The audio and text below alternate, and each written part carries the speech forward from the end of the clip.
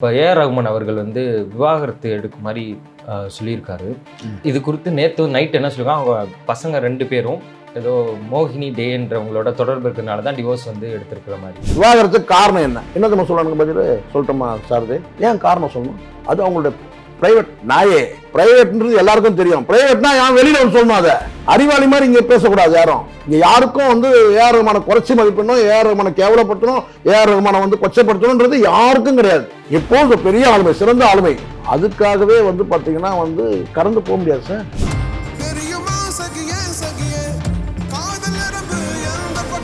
சம்பந்தப்பட்டவங்க வந்து வெளிப்படையான தகவல்கள் வேணும். இந்த காரணத்துக்காக நான் டைவர்ஸ் பண்றேன் நீங்க சொன்னீங்கன்னா ஏமா மற்றவங்களை வந்து பேச போறாங்க?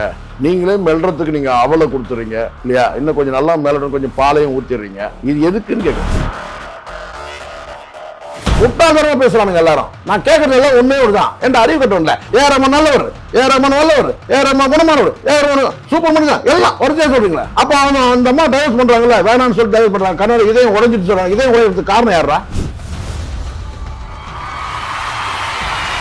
அப்ப ஏஆர் ரகுமான் கிட்ட ஏதோ தவறு இருக்கு. அது அவனே சொல்லல. இன்னும் ஏஆர் ரகுமான் சொல்லணும்ல, நான் நல்லவங்க, ரொம்ப குணமானவங்க, பெண்கள் விஷயத்துல நான் ரொம்ப சுத்தமானவங்க. ஆனா என் வீட்டுல மனைவி என்ன டைவர்ஸ் பண்ணாங்க சொன்னா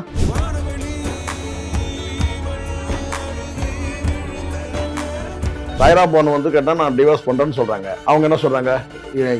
இதயம் கண்ணாடி மாதிரி, கண்ணாடி உடைஞ்சிடுச்சு அவங்க சொல்றாங்க. இவனா சார் உடைந்த துண்டுகள் வந்து இணைவதற்கு தேட முயற்சிக்கப்படுது. நீங்க நல்ல மனிதரா மட்டுமே இல்ல, கொஞ்சம் புத்திசாலி மனிதராகவும் நீங்க இருந்தீங்கன்னு வச்சுக்கோங்களேன், எந்த வதந்தியும் வராது. ஏஆர் ரகுமான் ஒருத்தர் மட்டுமே நீங்க சிறந்த ஆளுமைன்னு சொல்றீங்க. சிறந்த ஆளுமை, சிறந்த நபர், சிறந்த குணமுடையவர், இப்படி எல்லாமே சொல்றீங்க. ஏன் சாய்ரா பொண்ணு சொல்ல மாட்டேங்கிறீங்க? ஏன் சாய்ரா பொண்ணு? அப்போ சாய்ரா பொண்ணு தப்பானவங்களா? சாய்ரா பொண்ணை பத்தி நீங்க எதுவும் பேசணும். அவங்களும் நல்லவங்க, 30 ஆண்டு காலம் வாழ்ந்துருக்காங்கல்ல, மிகப்பெரிய நீங்க ஆளுமையா இருக்கலாம். அவங்க சப்போர்ட் கொஞ்சமாவது இருந்திருக்கோம்ல. ஆனா நீ எதுவுமே வேணாம்பா, நீ இசையிலே நீ மூழ்கி இருக்கிற, உன் குடும்பத்தையும் உன் பிள்ளைகளை அத்தனை பேரும் வந்து அவங்க தாங்கி இருக்கிறாங்கல்ல, அப்போ அவங்கள பத்தி எதுவும் பேச மாட்டீங்க. அப்போ பொம்பளைனா ஈஸியா கடந்து போயிடலாம். 2 பேர் டைவர்ஸ் பண்றாங்க, அப்பாவும் டைவர்ஸ் பண்றாங்க. எந்த புள்ள வந்து பாத்தீங்கன்னா வந்து அவங்களுடைய தனி உரிமைன்னு சொல்லுவான். என்ன சொல்லணும்? நீங்க தேவையற்ற வதந்திகள்லாம் நீங்க நம்பாதீங்க, அம்மா அப்பா கூடிய சீக்கிரம் சேர்ந்துருவாங்க, நாங்களே சேர்த்து வைப்போம். அதை தாண்டா ஒரு புள்ள சொல்லணும். புள்ள ஓடி வந்து என்ன சொன்னான்னு கேட்டீங்கன்னா அது பிரைவசி. அவங்க 2 பேர் சொல்ல வேண்டிய வார்த்தை இவன் சொல்றான். சொத்து விஷயத்துல எங்களுக்கும் அவருக்கு உடன்பட்டு வரல அப்படி சொல்லுங்க. இல்ல அதுதான் எங்க குடும்ப வாழ்க்கையில இந்த மாதிரி ஒரு சிக்கல் இருக்கிறதுனால நான் வந்து கருத்து வேற்றுமை எங்களுக்குள்ள வந்துருச்சு, நான் பிரியறேன்னு சொல்லுங்க. இல்ல அவருக்கு இன்னொரு பெண்ணோட தொடர்பு இருக்கு அதனால பிரியறேன்னு சொல்லுங்க. இப்படி நீங்க எந்த காரணமுமே சொல்லாம நீங்க கண்ணாடி இதயம் உடைஞ்சிருச்சு அப்படி இப்படின்னு சொன்னீங்கன்னா சும்மா இருக்க வாங்கலாம் மெல்லதான் செய்யும்.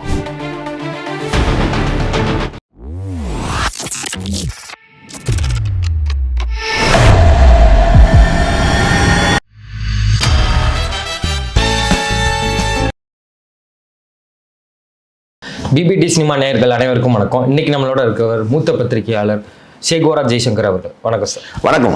நல்லா இருக்கீங்களா சார்? நலமா இருக்குமா சார். இப்போ ஏஆர் ரகுமான் அவர்கள் வந்து விவாகரத்து எடுக்குமாரி சொல்லியிருக்காரு. இது குறித்து நேற்று நைட் என்ன சொல்லியிருக்காங்க, அவங்க பசங்க 2 பேரும் அவருக்கு ரூமர் ஸ்ப்ரெட் ஆகுது, ஏதோ மோகினி டேன்றவங்களோட தொடர்பு இருக்கிறதுனால தான் டிவோர்ஸ் வந்து எடுத்திருக்கிற மாதிரி. சரி. அவங்க பசங்க என்ன சொல்லியிருக்காங்கன்னா, இந்த ரூமர்ஸ்லாம் வந்து முட்டாள்கள் தான் நம்புவாங்க அப்படின்னு கேள்வி எழுதிருக்காங்க. இதுக்கு நீங்க என்ன நினைக்கிறீங்க?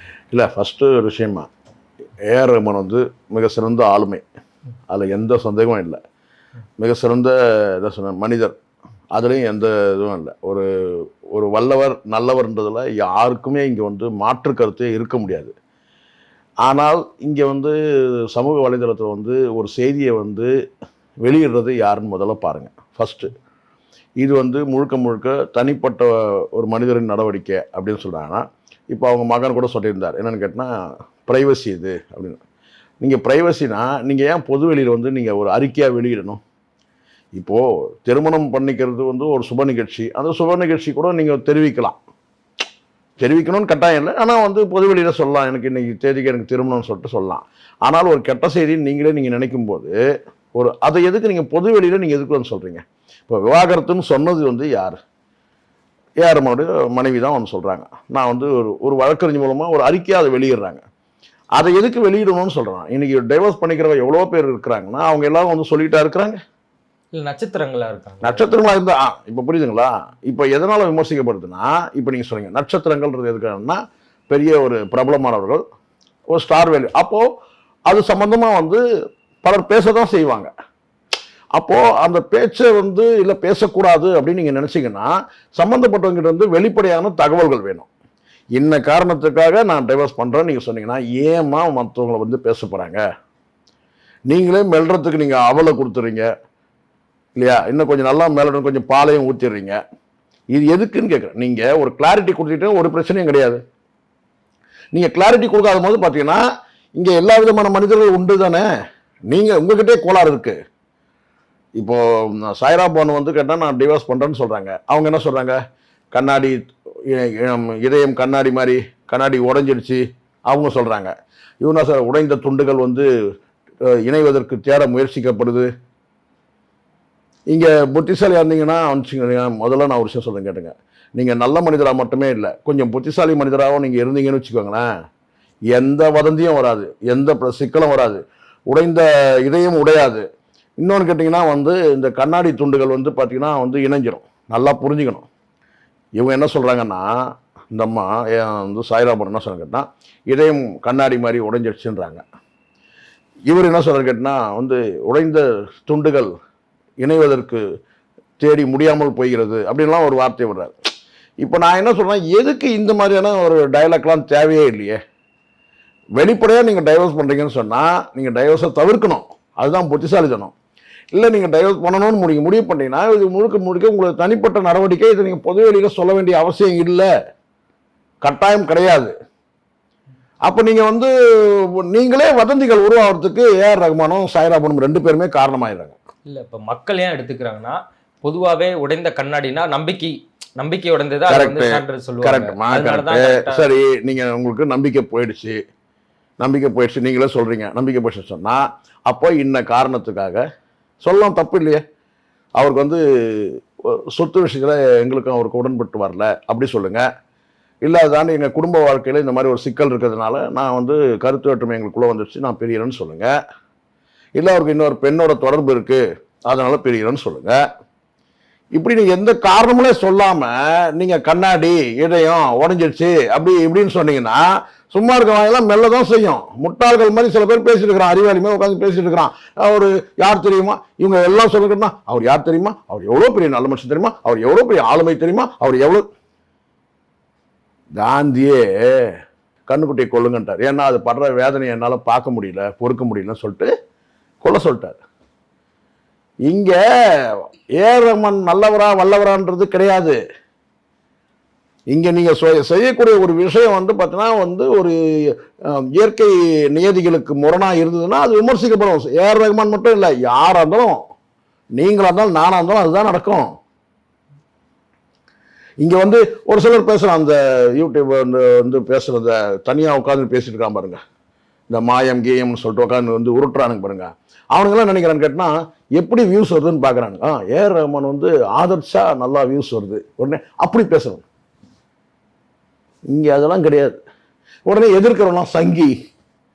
ஏஆர் ரஹ்மானுடைய வந்து யாரெல்லாம் கிரிட்டிசைஸ் பண்றானோ அவெல்லாம் சங்கி. இன்னைக்கு வரைக்கும் அந்த 2 பிள்ளைங்கிட்டயே கிளாரிட்டி இல்லை. 2 பேர் டைவர்ஸ் பண்றாங்க, அம்மாவும் அப்பாவும் டைவர்ஸ் பண்றாங்க. எந்த புள்ள வந்து பாத்தீங்கன்னா வந்து அவங்களுடைய தனி உரிமைன்னு சொல்லுவான், சொல்லுங்க, பிரைவசின்னு சொல்லுவான். என்ன சொல்லணும்? இன்னைக்கு பேசுற வார்த்தையை அன்னைக்கே சொல்லணும். என்னன்னு கேட்டா, நீங்க தேவையற்ற வதந்திகள்லாம் நீங்க நம்பாதீங்க, அம்மா அப்பா கூடிய சீக்கிரம் சேர்ந்துருவாங்க, நாங்களே சேர்த்து வைப்போம். அதை தாண்டா ஒரு புள்ள சொல்லணும். புள்ள ஓடி வந்து என்ன சொன்னான்னு கேட்டீங்கன்னா வந்து அது பிரைவசி. அவங்க 2 பேர் சொல்ல வேண்டிய வார்த்தை இவன் சொல்றான். 30 ஆண்டு காலம் வாழ்ந்த ஒரு தம்பதிக்கு வந்து பிறந்த புள்ள சொல்றான், 20 வயசு புள்ள சொல்றான். என்னன்னா நீங்க வந்து அவங்களுடைய பிரைவசி, இது நீங்க பிரைவசினா ஏன்டா வெளியே வந்து சொல்றாங்க? பிரைவசினா ஏன் வெளியே வந்து சொல்லணும்? தனிப்பட்ட நடவடிக்கை தானே. இங்க எத்தனை பேர் டைவர்ஸ் அப்ளை பண்ணிருக்காங்க ஒரு நாளைக்கு தெரியுமா? இந்தியாவில் டைவர்ஸ் வந்து குறைவு தான். ஏன் குறைவு? இங்க மதங்களும் இறைவனும் வந்து பார்த்தீங்கன்னா வழி நடத்துறாங்க மக்களை, அப்படி நம்புறாங்க. இறை நம்பிக்கை மத கோட்பாடுகள் வந்து வழி நடத்துது மனிதர்களை. அதனால என்னன்னு கேட்டீங்கன்னா வந்து டைவர்ஸ்ன்றது மற்ற நாடுகளை விட குறைவா இருக்கீங்க. அப்படி மற்ற நபர்கள் வந்து பார்த்தீங்கன்னா கோர்ட்டுக்கு விவாகரத்துக்கு போனால் அவளை எளிதாக கொடுத்துறது கிடையாது. அதுக்கு சில விதிகள்லாம் வச்சு சில நாட்கள் வந்து கடந்து அதுக்கு பிறகுதான் அவங்க டிவோர்ஸை கொடுக்குறாங்க. இவங்க வந்து இவங்களுடைய மத கோட்பாடுகள் படி இவங்க டிவோர்ஸ் நடந்தால் கூட அதை பொதுவெளியில் சொல்ல வேண்டிய அவசியம் இல்லைன்ற நான். இப்போ ஏஆர் ரஹ்மானுடைய தங்கை வந்து டிவோர்ஸ் பண்ணிட்டாங்க, மிஸ்பிஹேவ் பண்ணிட்டாங்க. அந்த டிவோர்ஸ் பேசப்பட்டதா? ஏஆர் ரஹ்மான் என்ன சொன்னார்? மிஸ்பிஹேவ் சொல்லும் போது மோசமான நபர்னு சொன்னார். ஆனால் எங்க பேசப்பட்டது? அப்போ ஏஆர் ரஹ்மான் பெரிய ஸ்டார் தானே, அவருடைய தங்கை நம்ம அது பேசப்பட்டிருக்கணும்ல. அது காரணம் கேட்டினா அது அப்படியே சைலண்ட் போய். அதே மாதிரி இதுவும் போயிருக்கணும். இதை பொதுவெளியில் வந்து இவங்க சொல்ல வேண்டிய காரணம் என்ன? நீங்களே சொல்லிட்டு அதுக்கப்புறம் நீங்களும் கிளாரிட்டி கொடுக்காம இன்னைக்கு வரையும் கிளாரிட்டி இருக்கா? விவாகரத்து எல்லாருக்கும் தெரியும். ஏஆர் ரஹ்மான் இப்போ இந்த முட்டாள்கள்லாம் பேசுறாங்க, அறிவாளி மாதிரி பேசியிருக்காங்கல்ல, அவங்கள சொல்லுங்களேன். விவாகரத்துக்கு காரணம் என்ன? என்ன நம்ம சொல்லணுங்க பதில் சொல்லட்டுமா சாரதி? சொல்லுங்க. ஏன் காரணம் சொல்லணும்? அது அவங்களுடைய பிரைவேட். நாயே பிரைவேட்ன்றது எல்லாருக்கும் தெரியும். பிரைவேட்னா ஏன் வெளியில வந்து சொல்லணும்? அதை அறிவாளி மாதிரி இங்க பேசக்கூடாது யாரும். இங்க யாருக்கும் வந்து ஏஆர் ரஹ்மானை குறைச்சி மதிப்பிடணும், ஏஆர் ரஹ்மானை கேவலப்படுத்தணும், ஏஆர் ரஹ்மானை வந்து கொச்சப்படுத்தணும்ன்றது யாருக்கும் கிடையாது. இப்போ பெரிய ஆளுமை, சிறந்த ஆளுமை. அதுக்காகவே வந்து பாத்தீங்கன்னா வந்து கடந்து போக முடியாது சார். இங்க சட்டம் நீதி எல்லாருக்கும் ஒன்று தானே. சில விமர்சனங்கள் வந்ததுன்னா அந்த விமர்சனத்துக்கு நீங்களே காரணமாக கூடாதுன்ற நான். சும்மா இதே உருட்டுறானுங்க. என்னன்னு கேட்டா ஏஆர் ரஹ்மான் நல்லவர், ஏஆர் ரஹ்மான் எவ்வளவு பெரிய ஆளுமை, எவ்வளவு நல்ல மனிதன். Correct correct. பொதுவாகவே வந்து இந்த சமூகத்தில் விவாகரத்துனாலே, அதுவும் குறிப்பா சினிமா உலகத்துல விவாகரத்துனாலே இப்படி தாமா வளம் வருது. இதை புரிஞ்சுக்கணும். அறிவாளி மாதிரி பேசக்கூடிய முட்டாள்கள் புரிஞ்சுக்கணும்.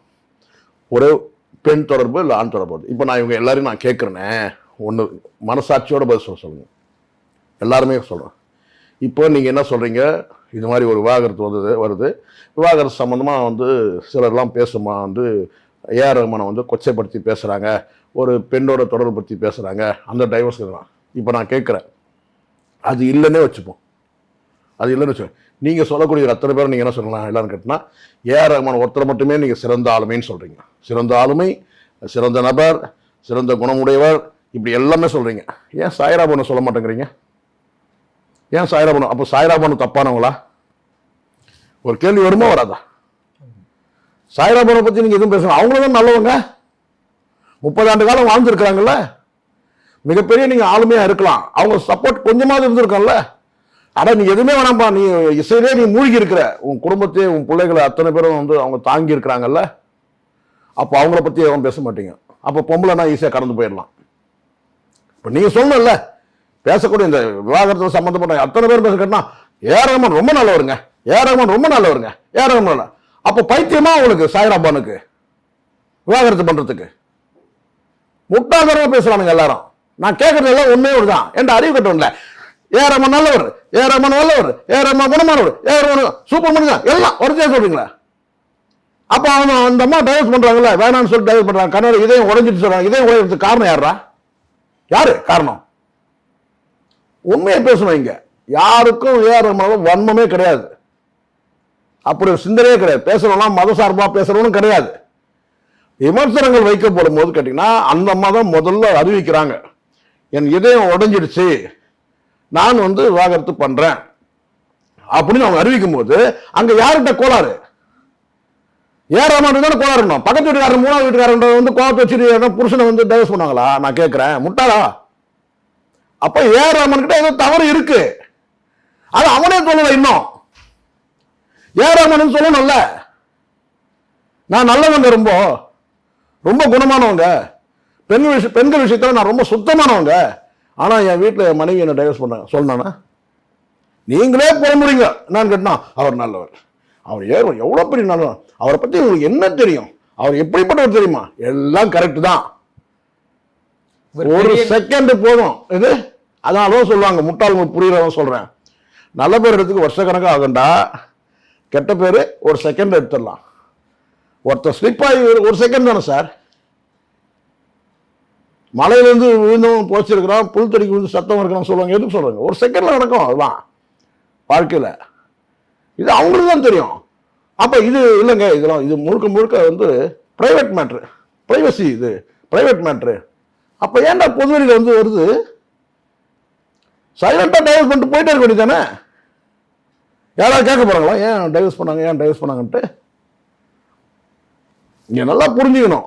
இப்போ இது ஏன் கேள்வி எழுப்புறோம்னா, இப்போ ஏ ரஹ்மான் அவர்கள் வந்து பெரிய நட்சத்திரம் ஆயிட்டார், ஒரு பெரிய இசை அமைப்பாளர் தான். இவர் பெரிய நட்சத்திரம் இருக்கனால தான் அவரை வந்து சமூக வலைதளங்கள்லாம் அவருக்கு ஆதரவாக போகுதா? அதாவது சார், ஒரு விஷயம், நமக்கு வந்து அறியப்பட்ட மனிதர் ஏஆர் ரஹ்மான். அவருக்கு வந்து பார்த்திங்கன்னா வந்து அவரோட தந்தையார் வந்து சேகர். அவர் முதல்ல வந்து இந்து மதத்தில் இருந்து அதுக்கு பிறகு இவங்க வந்து ஏஆர் ரஹ்மான் வந்து மதம் மாறிட்டார் அப்படின்னு சொன்னாங்க. அதாவது இசையமைப்பாளர் ஆகிறதுக்கு முன்னாடி மதம் மாறிட்டார். அவருடைய சகோதரிகள் உடல்நிலை சரியில்லாத போது ஒரு தர்காவுக்கு போனார். அந்த தர்காவில் வேண்டுதல் பண்ண பிறகு அவங்க சகோதரிகள் உடல்நிலை சரியான பிறகு அந்த மதத்திலேயே எல்லாருமே குடும்பமே மதம் மாறிட்டாங்க. அம்மா உட்பட எல்லாருமே வந்து மதம் மாறிட்டாங்க. அதனால் அவங்க அப்பா வந்து சேகர் வந்து அவர் வந்து இந்து மதத்தில் தான் இருந்தாங்க. அவங்க அப்பா இறந்துட்டார், சின்ன வயசில் இறந்துட்டார். அவரும் ஒரு மியூசிஷியன், இந்த மியூசிக் துறையில் இருந்தவர் தான். அப்படி இருக்கும்போது கேட்டால் வந்து இவர் வந்து அடுத்து வந்து ஒரு கீபோர்டு வாசிக்கிறவராக இருந்தார். அப்படி ஒரு சொல்கிறாங்க கேட்டால் மதம் மாறினது காரணம் கேட்டால் ஒரு தர்காவுக்கு போனார், மதம் மாறிட்டார் அப்படி சொல்கிறாங்க. இது யாராவது வந்து விமர்சனமாக பெருசாக பேசுனாங்களா? கிடையாது. பெரிய இசையமைப்பாளர் ஆன பிறகு கூட அது பெருசாக பேசவே இல்லை. அதுக்கப்புறம் அவங்க வாழ்க்கையில் வெவ்வேறு கட்டத்தில் வந்து பார்த்தீங்கன்னா வந்து அரேஞ்சு மேரேஜ் தான் இதை பண்ணிக்கிறாருன்னு சொல்கிறாங்க. அதுக்கப்புறம் வந்து வாழ்க்கை சுமூகமாக போகுது, எந்த விதமாக இல்லை. பெரிய புகழும் பேரும் புகழும் பணமும் வந்து மிதமிஞ்சி சேர்ந்த போது கூட பார்த்திங்கன்னா அவருக்கு ஒரு தன்னடக்கமான மனிதர்ன்றது வந்து எல்லாருக்கும் தெரியும். பெரிய அளவில் வந்து பரோபகாரம் பண்ணாரான்றதெல்லாம் தெரியாது. ஆனால் பொதுவான ஒரு நடத்தையின்படி நல்ல மனிதர் அப்படின்றது உண்டு. அதே மாதிரி சகோதரியோட டிவோர்ஸ்னு வரும்போது கூட பார்த்திங்கன்னா அவர் வந்து சகோதரியை சாடலை, பிஸ்மியை சாடினார், மோசமான மனிதர் சொல்லி சொன்னார். அதுக்கு பிறகு வந்து வைரமுத்து சர்ச்சை வரும்போது கூட அவருடைய சகோதரி வந்து கன்ஃபார்ம் பண்ணுறாங்க, ஆமாம் வைரமுத்து வந்து ஒரு மாதிரியான ஒரு தவறான மனிதர் தான் அப்படின்னு சொல்லி கன்ஃபார்ம் பண்ணுறாங்க. அப்போவும் இவர் வந்து என்ன சொல்ல கேட்டால், இனிமேல் நான் வைரமுத்தோட படங்களை வந்து நான் இசையமைக்க மாட்டேன்னு சொல்கிறாரு.